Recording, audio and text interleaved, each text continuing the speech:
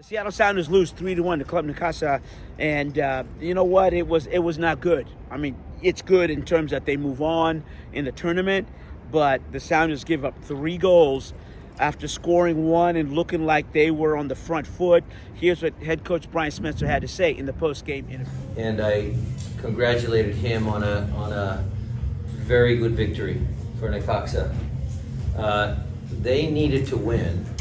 We all understood the mathematics, but he was able to get his team to understand they need to win and deliver in that performance.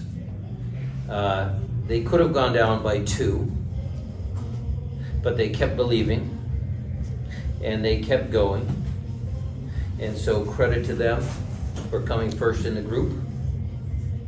And some of the things that we can learn, because I like this tournament, because I like playing against different opponents. And for some of our guys, the learning curve there is, some of the things that they did to secure the victory are some of the things that we need to include in what we do to make sure that we can continue the success that the Seattle Sounders have had against different opponents in different competitions. So although I'm not pleased with the result, I congratulate Eduardo and his team. It was a very good victory for them. It was Moz. We'll have to watch the film because emotionally right now, I'm not so sure that those guys or the coaching staff, we might not have a good answer for you. I mean, look, the first goal, you can't give any team a goal like that. I mean, the ball comes across. Okay, we're still in control of 1-0. Mm-hmm. The ball comes across, and Reed's got to make that clearance. And it drops to the guy. He dribbles around, clip to the far post. Alex just flicked the ball, back behind you. It's out of danger, but he clears it right to the top of the box. Albert's supposed to be there. Danny Leyva can make a play on that ball. And then I've seen Andrew Thomas make those saves in practice all day long.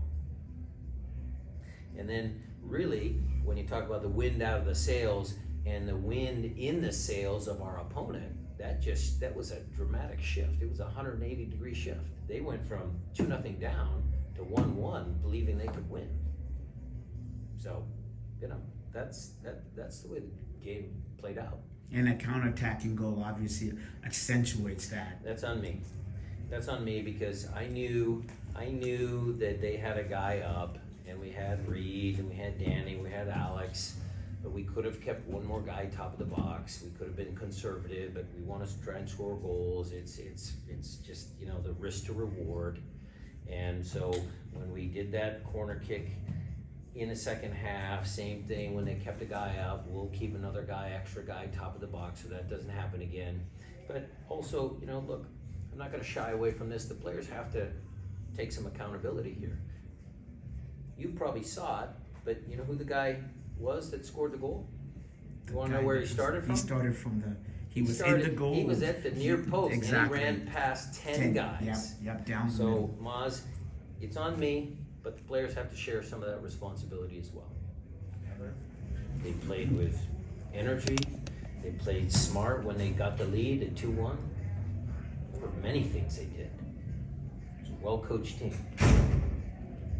An update. Yeah, there you go. I think really Brian Spencer just kind of talked about the 3 goals and how, the opponent went out and got the goals. Because really, let's face it, the Sounders, they were out of sync, some bad decision making, and the question is there, where was the will in terms of this? Because after they scored the goal, the Sounders looked like, well, they had a second one that was called back.